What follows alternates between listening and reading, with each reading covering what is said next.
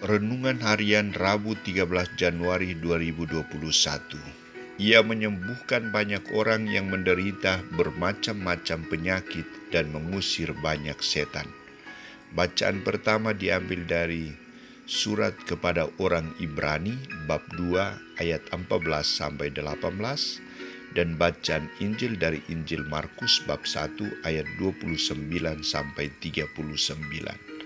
Saudara-saudariku terkasih, ketika tim kunjungan keluarga yang terdiri dari Dewan Pastoral Paroki, pengurus lingkungan, para pendamping anak dan remaja, anak-anak, remaja, dan OMK mengunjungi keluarga-keluarga yang sakit, keluarga yang berkekurangan dan menderita, kesan pertama yang dialami oleh tim maupun keluarga yang dikunjungi adalah terharu dan bahagia.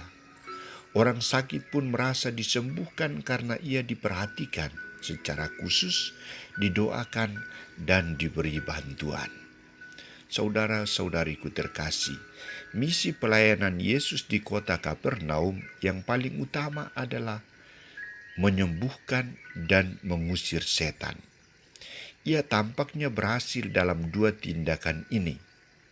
Setelah orang melihat peristiwa penyembuhan yang terjadi terhadap mertua Simon Petrus, orang-orang serta-merta membawa kepadanya semua orang yang sakit dan kerasukan setan.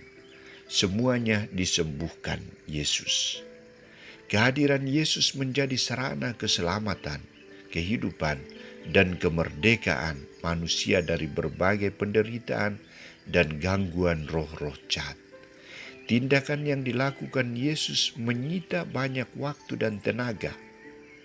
Maka ia menyadari bahwa ia perlu mendapat kekuatan baru dari Allah. Ia mencari tempat yang sunyi dan berdoa. Ia berkomunikasi dengan Allah, menimba kekuatan baru dari Allah.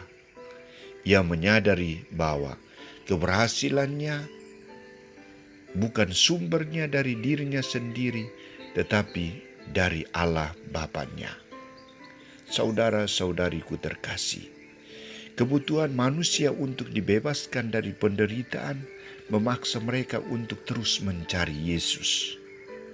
Ketika para murid menyampaikan situasi ini kepada Yesus, jawaban yang diberikan Yesus adalah, "Marilah kita pergi ke tempat lain, ke kota-kota yang berdekatan, supaya di sana aku memberitakan Injil, karena untuk itu aku telah datang." Rabi yang muda ini memiliki sikap dan komitmen pelayanan yang tinggi.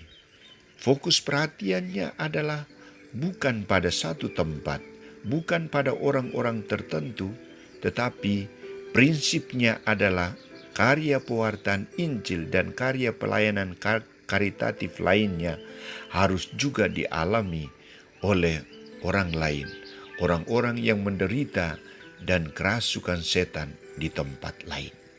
Maka ia tidak menanti orang-orang datang kepadanya, tetapi ia sendiri pergi untuk berjumpa dengan mereka. Ia mau melihat situasi hidup mereka secara dekat dan tinggal sesaat bersama mereka. Ia mau menunjukkan dirinya bahwa Allah tidak jauh, tetapi dekat dan peduli dengan manusia yang menderita.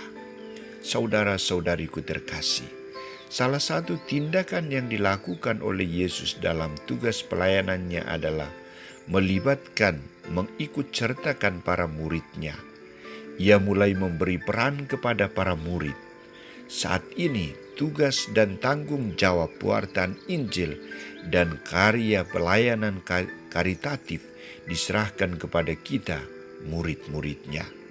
Bagaimana tanggapan kita? Kita harus siap untuk melayani orang yang sakit. Kita harus siap untuk mengunjungi mereka yang menderita, di rumah sakit, di penjara, dan panti-panti asuhan. Kita harus siap untuk membagikan kabar sukacita kepada mereka. Kekuatan kita adalah doa dan melibatkan Yesus dalam karya pelayanan kita. Kekuatan kita adalah kita bersama menyatakan bahwa misi pelayanan karitatif adalah misi kita semua. Amin.